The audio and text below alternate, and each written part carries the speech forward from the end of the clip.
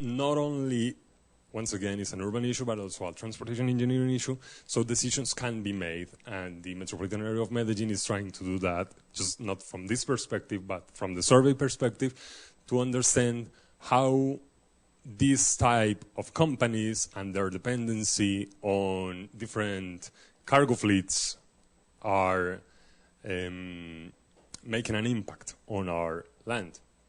Once again, basic statistical analysis for the identified zones. One that I find really interesting is, just for instance, of the 87 identified zones for us, 62% may be in Medellin, but when you make the computation for how the weighted area of those zones is allocated, yes, 63% of the polygons are in Medellin, but for that same value, just 6% of the urban area of Medellin is for that type of processes.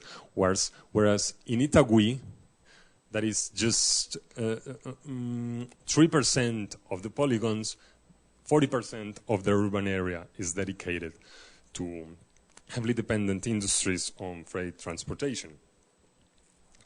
With the geographical scope analyzed and identified, then we come to the now, by the end, the tactical issues. How do we manage to do transportation engineering in terms of urban issues so that this can be an actual integration? This framework for urban freight initiatives, even though comes from a research initiative from the USA, is not necessarily from the north part of the world, because this is just like a comprehensive compendium of freight transport practices around the globe. So we're not trying to invent the wheel here. The practices for cargo moving are already there, but what we are proposing is implement these initiatives in terms of what you have in the territory. So we identified that most of those initiatives were we were capable of grouping those initiatives in three main economic geography conditions. That is, these initiatives belong to infrastructure development and land use. These initiatives are related with technology and fleet, and these initiatives are related with operational and normative conditions. So we started to say, instead of every company as a single organism start implementing this or this or this or this initiative, just understand first, in terms of these territorial conditions, how can you implement them at a zonal level? And this opens the door for policy making in terms of integrating transportation initiatives from urban planning perspectives, because you are understanding the territory first and then the response of the transportation. Same thing for every type of analysis we made, the characteristic establishment, and based on those same explanatory variables, we integrate those initiatives here. In terms of the zoning system variables, then we propose the best initiatives for implementation. So once again, it's not the decision of a company if it wants to or it doesn't want to have a better practice for the freight transportation, but for the local authority. You are in this type of polygon, so you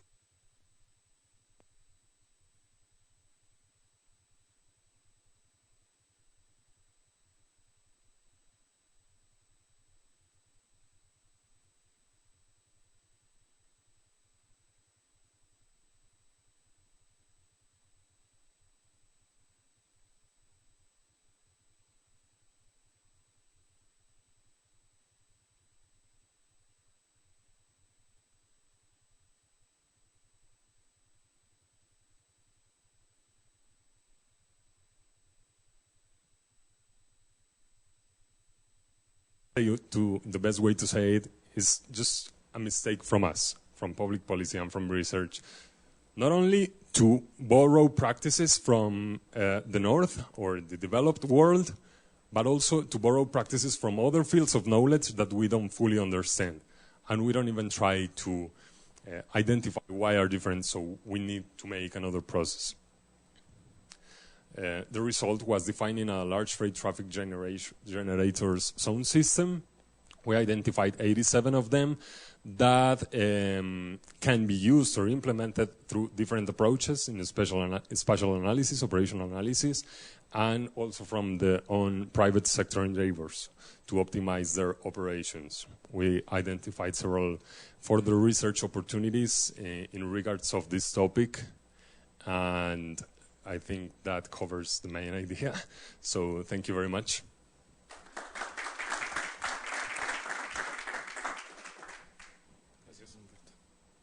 All right, we'll continue with the final discussion. This final panel will be led by the leader in our project, Dr. Anjali Mohan. And I would like to invite Alfredo, Humberto, and Pedro to join us as well. We will bring some chairs and some water for the four of you.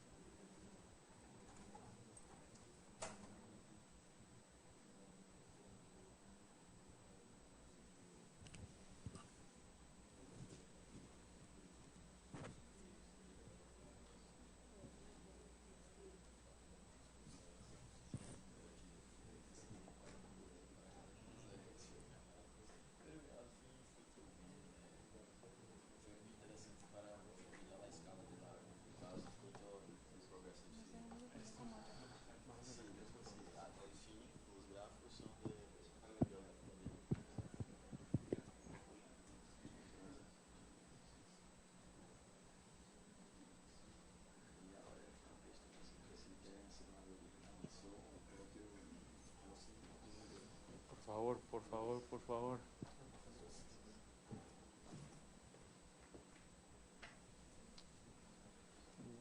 We will show you the questions, and maybe we can invite Anjali to sit there, Pedro. That way she can read the questions if she wants to use them.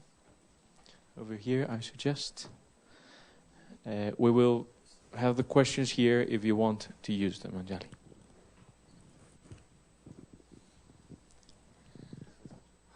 Thank you, Carlos. I think we've had a very nice discussion. I mean, very nice set of presentations through the morning. Very different flavors, yet speaking to each other and speaking to the larger theme of the seminar series that we have proposed. I would like to, so there are two things that we can do. I thought we could quickly go through the questions that have come up and try to see how we can generate a discussion around that. But then I would not like to limit it to just the questions that have come up, because it may be interesting also to start looking at what are some of the commonalities and in the presentations that we have seen through yesterday, and how are these discussions and presentations leading to a larger narrative which in some senses speaks to the theme of the seminars. So from that perspective, I would like to open up the discussions to the audience and try and take some questions and see those which are not featured here, but also looking at some of the presentations yesterday and try to come to a conclusion on the seminar series itself. Does that sound doable? Yeah? Okay, so do we start with the introductions or should we start with the questions? You had mentioned the introductions. Yeah, but we've already introduced all of them. So Done. I think we're done with that. Okay. So yes, this was also the first question. Yeah, that's the most highly rated, first three. So a question to all my three panelists, and it's a question also from my side because especially today we have heard, we did hear the word urban lab yesterday, but then today we heard reference to different labs, the C lab, the Rio lab.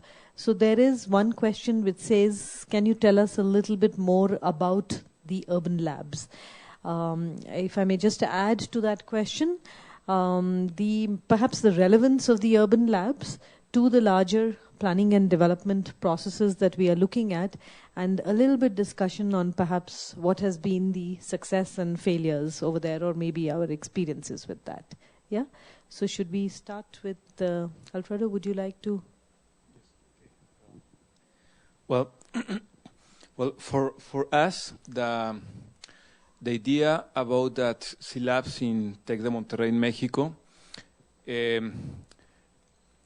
has become a possible experience to share what in the School of Architectural Art and Design we work with different disciplines, and the C Lab, the C is the idea about how the C of creative, conscientious, collaboration, community can be part of the way and we work in the laboratory. And the other one is the possibility to understand what happens if you have a laboratory working simultaneously in 5 cities at the same time and it's only one laboratory. It's possible to think that you can have your mind and your arms working in 5 different cities at the same time with the same proposal. Yeah? This is the idea that he has been working right now, and well, we think that after many years working from the city, from the activism, for example, we think that the universities can have a very, very important role in our cities because, for example, in Mexico, the institution has lost the trust of the people. And recently, results of the different interviews on information about how the Mexican trust in the institutions, the universities are one of the most comfortable, trustfully and just trustful institutions, and because of that, we think that we have the very, very important responsibility about how to work in the city. Well, that's one of the ideas. Okay.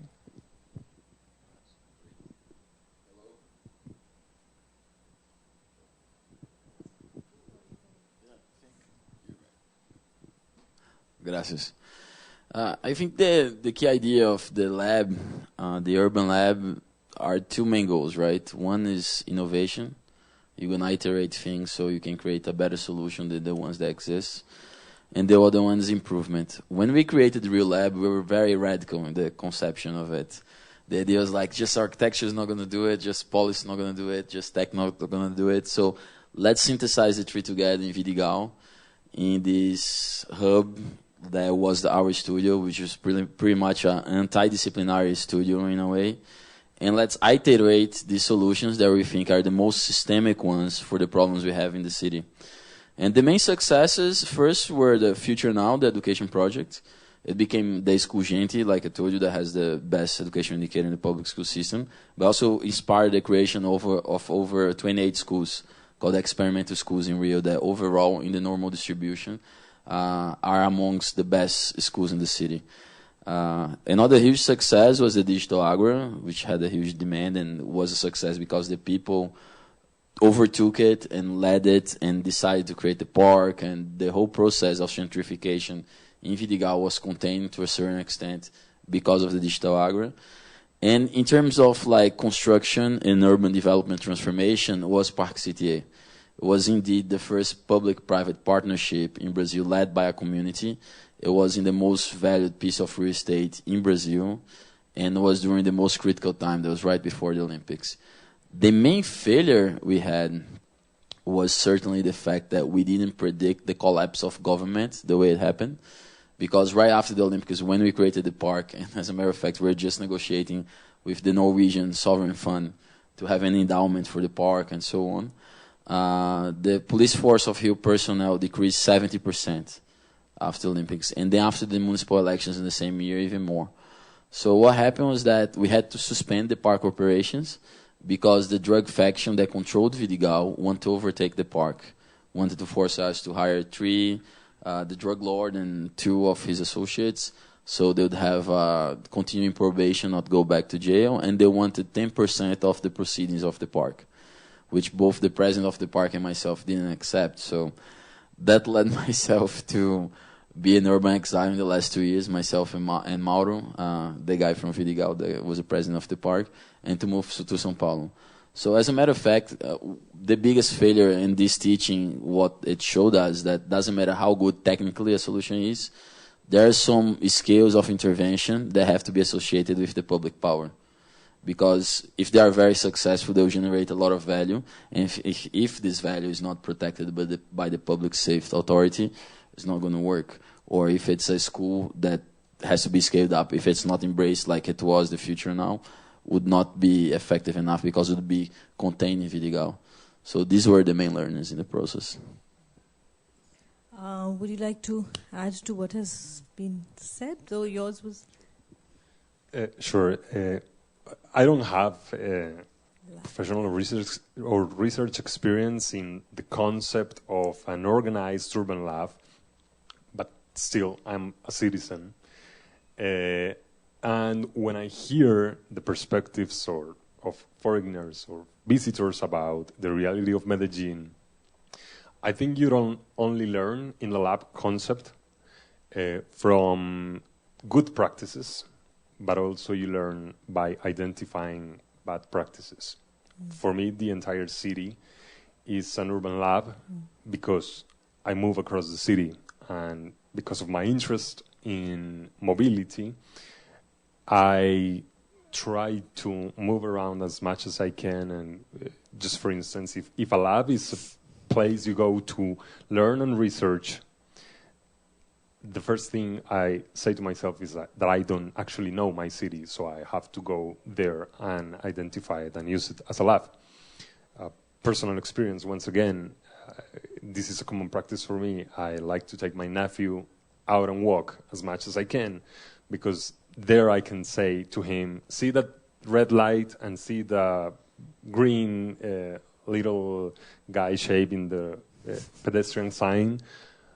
Why do you think it's here in a low-level road of the city? But then I take him to a high-level road of the city and ask him the exact same question. Why do you think there's no green pedestrian sign in here? I'm learning because I'm questioning myself. Why do we have some good practices or bad practices in the city? And since it's a lab, I'm sharing knowledge through my question and getting the answer from my nephew.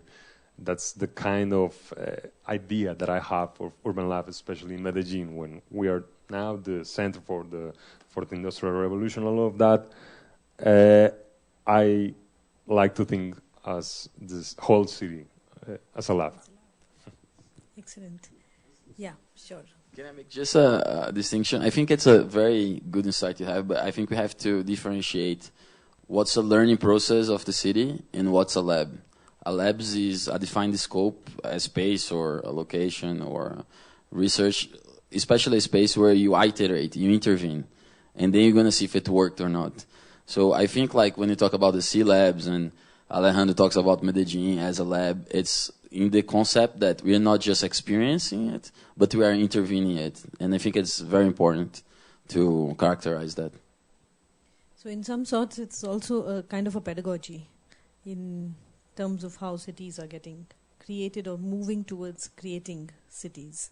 Yeah, bridging with what he said, it's like this constant process of learning about the city and experience. That's why we went to live in Vidigal. But you also have to intervene and iterate and see if it works or not. And that's the concept of a lab. Yeah. Okay. The next question. Yes, this is a question I think for not just speakers that we have today, but even yesterday, all the presentations, was that which are the three most important aspects or elements within informal settlements for socio-economic resilience? So I repeat, which are the three more important aspects or elements within informal settlements for socio-economic resilience? Would you like to? Okay. Yeah, it's no problem. If you do that, you're gonna be in trouble because I'm very passionate about this. The three main aspects for socio-economic resilience. First of all, it's the ingenuity of people. People have amazing solutions. It's just crazy. Like the need to survive of humankind is just amazing. If you go to Mumbai, to Islander, or to Vidigal and Rocinha in Rio, or to Comuna 13 here, you're going to see people that get trash and transform into a product and sell it.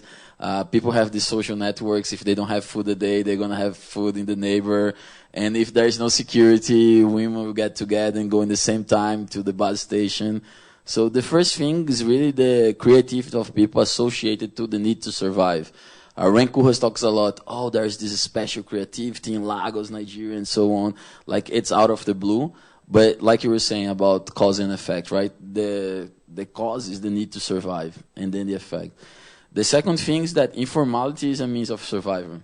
If people really engage in the formalized, like abruptly in the formalized system, most of times they cannot pay like the energy bills. They cannot deal with the police forces as they can deal. This is very critical to say. They cannot deal the same way they do with the local armored force, informal force, that sometimes protects the community, as a matter of fact, not for the best interest, but does. And lastly, in terms of socioeconomic resilience, it's really like how the intelligence network of people within the favela or slum works fast. You know, they might not have great internet, they might not have formal means of communication, but if there is a huge problem within the favela that affects all, like the mouth-to-mouth is still stronger than social media, and it's just amazing. Yeah. Thank you. That was interesting. I just had a question. How much time do we have? Can I open it up to the audience also? Can I take the liberty? 20 minutes. Okay. So yes, I will just, if you could give your thoughts on the question, and maybe then we can just open it up also to get some more inputs from the audience. Well, only to add about that, this question, I think that one of the important more elements is is for them to have an opportunity because we have chosen in the informal and marginal areas for the city that when you give us the opportunity to be together, to increase the relationship between them, and to develop the creativity in a space on some kind of organization that can help us to develop the resilience, the condition of their economic and social conditions increase. And the other one is well, we need to understand, to learn about the informality conditions because they have their own rules, and it's a very, very personal rules going together, and maybe this has the better way that they have to be a community, and the opportunity is for us too to understand what happened, this kind of rule that they have, like an informal conditions, and the way or the way there can be a regular or formal conditions have to be very close with the informal historical system that they have.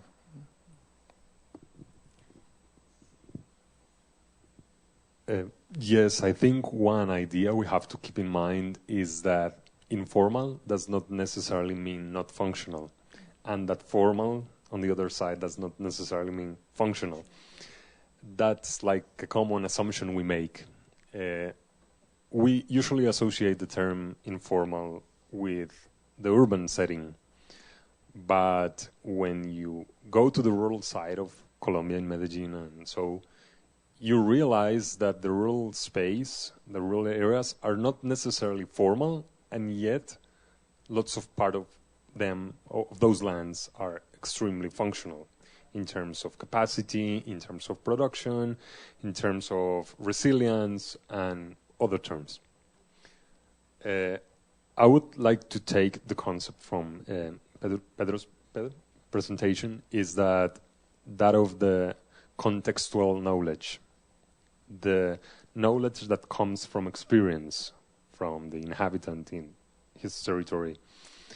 In that matter, one of the best conversations you can have when you talk about the city, and this is just, once again, personal experience, is to talk with a biologist, because they understand the concept of organism, so they can explain the city as an organism. In the last 20 years, I don't know, we are growing organs in the labs, but nature has been doing that same thing for millennia. Same thing happens with the city if you understand it as an organism. It will occur if you don't want it or if you want it. So to have knowledge over it, it's like a way of trying for that occurrence to be structured. So once again, I take Pedro's concept, and survival, I think, is the main reason for informal settlements. You just need to keep alive because you're a human being. You don't have a place to be, you'll find one place to be. And that context of survival may be the first knowledge that we should keep in mind when trying to intervene in the territory of people that are there, not treat them as perpetrators, as violators of a norm, but to understand the reasons why they got there. I know it's not 3 reasons, but for me it's like, once again, systemic thinking approach to a complex issue.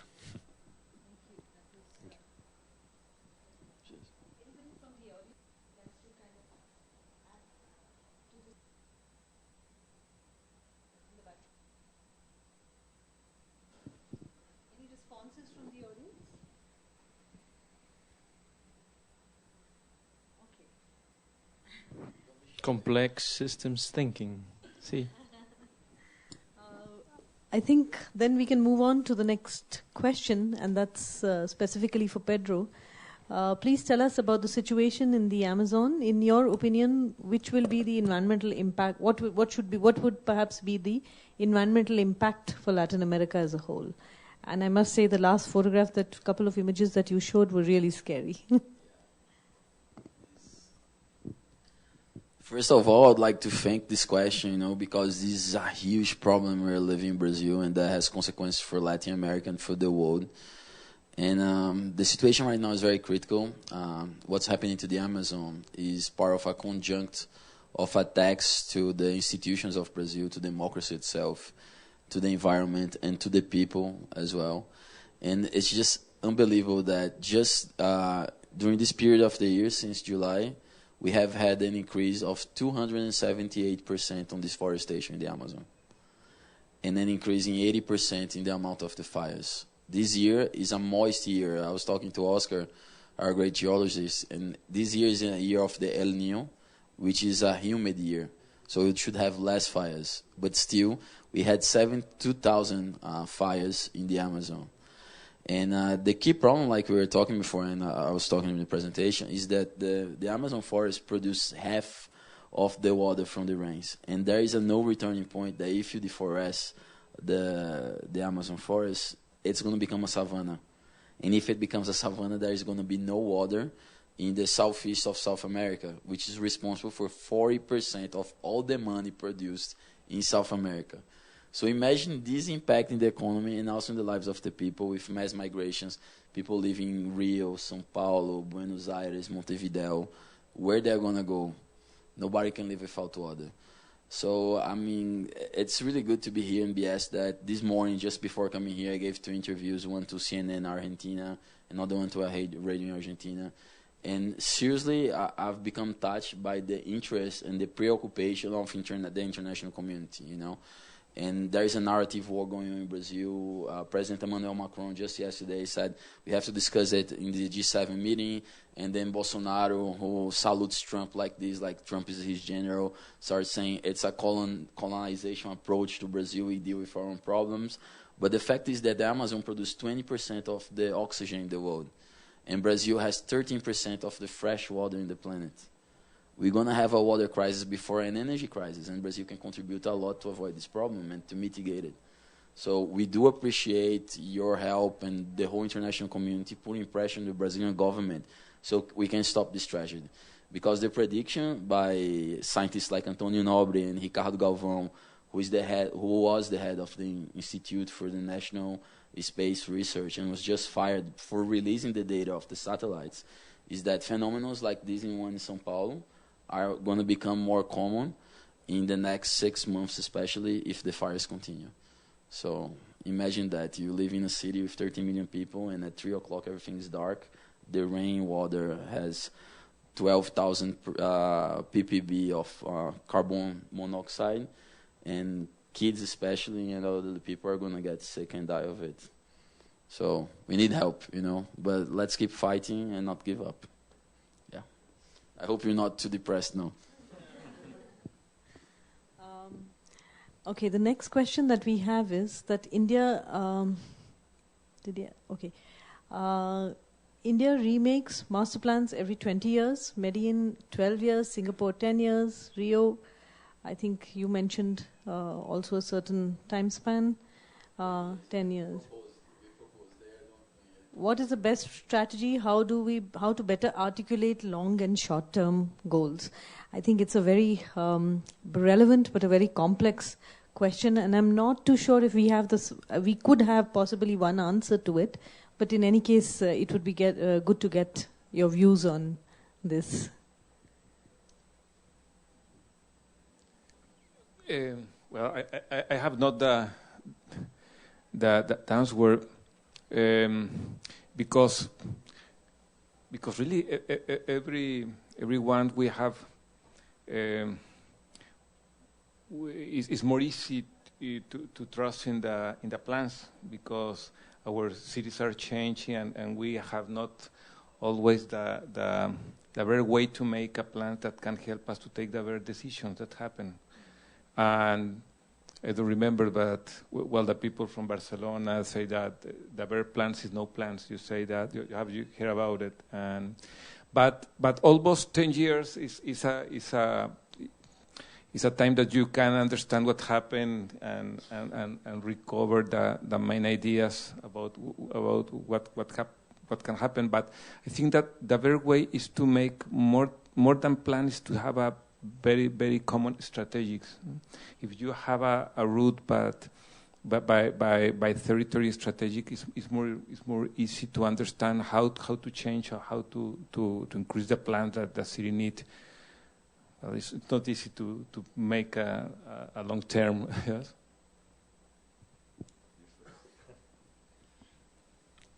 Okay, in that sense, one thing that is the first thing that comes to mind when I see the type of question is that in our case is we have made the mistakes to completely lose the division between politics and policy.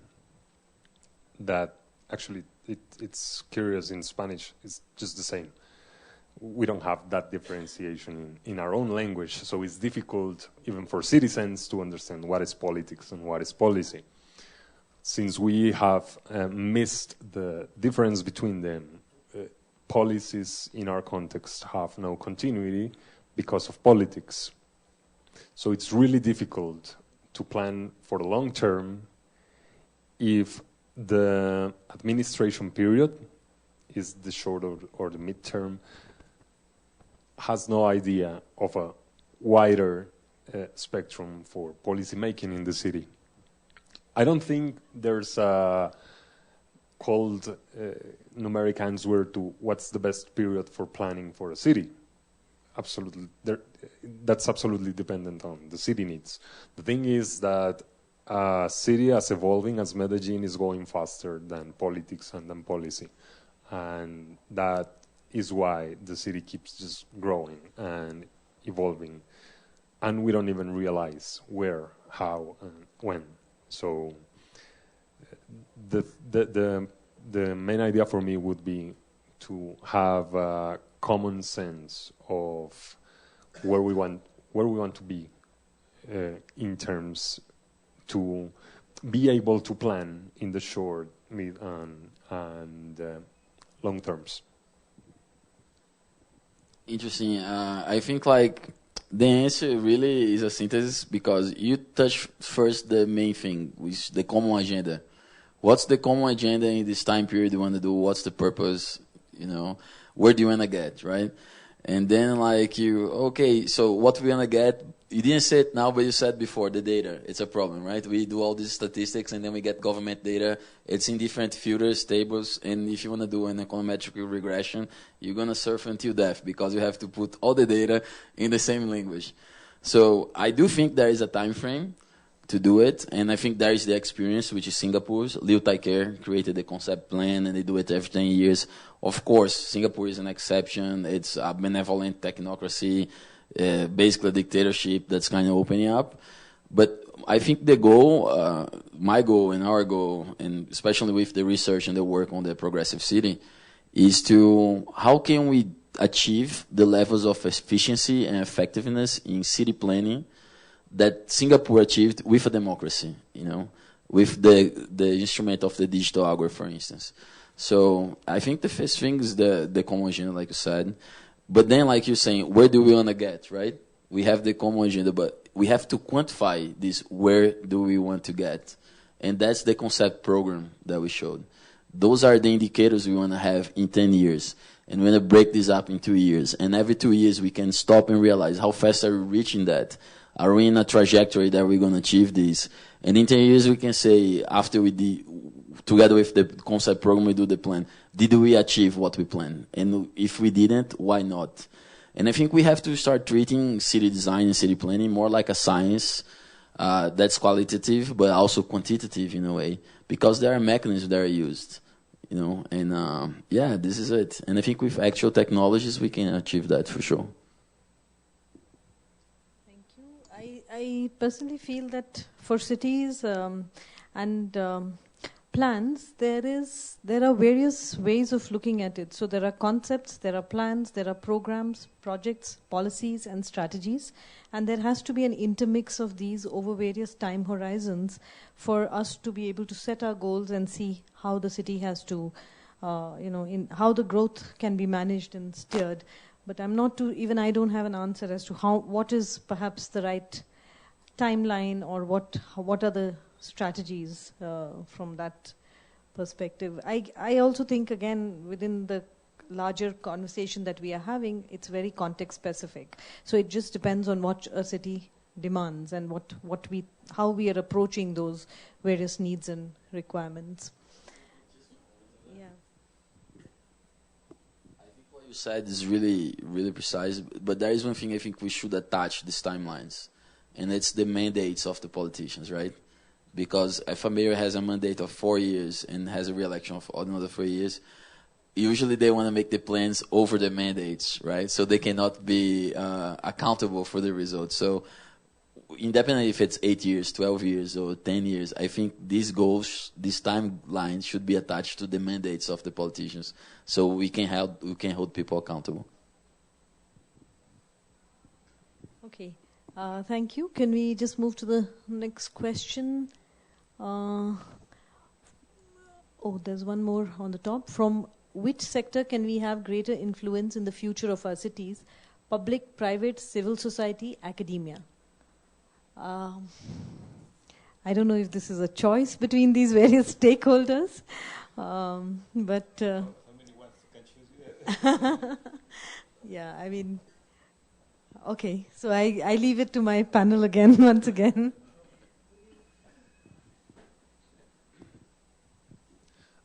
I think one thing that we have agreed on is the need for integration of knowledge from different backgrounds.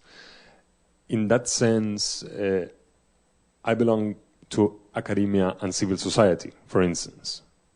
But I have to make sure I understand the needs and capabilities of both private and public sectors. As a citizen, I do believe in the capabilities of decision-making from the public side, from the administration.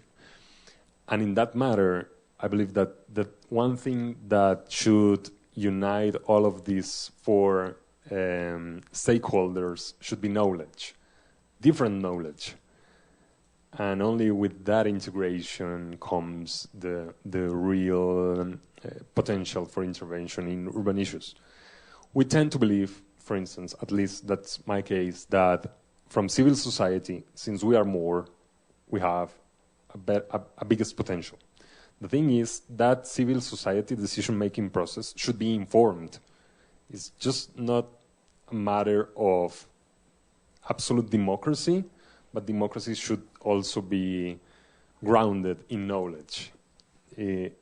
Not necessarily technical knowledge, but at least contextual knowledge, as Pedro was saying. I think you touched the point, it's like there is not one position for academia, for the public sector, the private sector who can make the most difference. And I think the best example we do have for this is really Medellin. When Alejandro started walking the city with Sergio Fajardo and Jorge Blandon, like who knew what could happen? And they managed to create the coalition. But what I think is key to have this coalition that's really hard to make, very, very hard, is that you have to have a project. In my experience in research, people from different expertise, they only really engage together when they have a common project. Like our project is to integrate the city. Okay, that's clear. And then you can create the institutional design like EDU and people can come together and do it and so on. You can have a policy for EDU, you can have projects, you can have principles and so on. But the key thing really is like, what's the project? What's our common goal? What's our purpose, right? What does community mean? Community means a group of people with a common purpose communicating to make it happen. That's the meaning of community. So this is it. It's a project that builds together a community. Yes, no, I think that the idea is not who's one of them will be the most important, or the idea is who will convocate to another sectors to work together. The civil sector could be obviously the most important. Well, in Mexico right now, the civil sector is the most important for develop policies, national policies, local policies. But the idea is who of the sectors can in the future convocate to other ones to work together. This is the idea. And right now, the civil sector has this role in Mexico at least. Thank you. How much do we need to wind up? Or okay, so looks like we are over. There are some more questions over there. I think the second one is also connected and we already have an answer. But then the other questions, I think we can just take it offline and probably have the discussion over lunch and trying to get the queries answered. I would just like to thank everybody here, especially my panel and all the speakers since yesterday. I think it has been a wonderful, eye-opening conversations that we've had when I first came in and when we even conceived the note or the whole narrative which underpins the seminar series. There was a kind of understanding on a far understanding that there are commonalities between these cities that we are going to be talking about, or these geographies. And it would be good to generate these conversations. But one thing that has come out very strongly since yesterday in all our presentations are that there are very, very similar issues and challenges. And what I'm also seeing is that there are a lot of similar approaches that many of us are taking in terms of addressing these. It's just that in this trajectory of experimentation, I think we are at different points, and therefore there is a lot of opportunity to kind of learn from each other and see how we can apply some of these experiments that we have been discussing. So yes, thank you very much. Thank you also for giving me this opportunity once again to try and bring this panel together. I don't know how good I was, but anyways, thank you so much. And I think any announcements that have to be done? Thank you so much.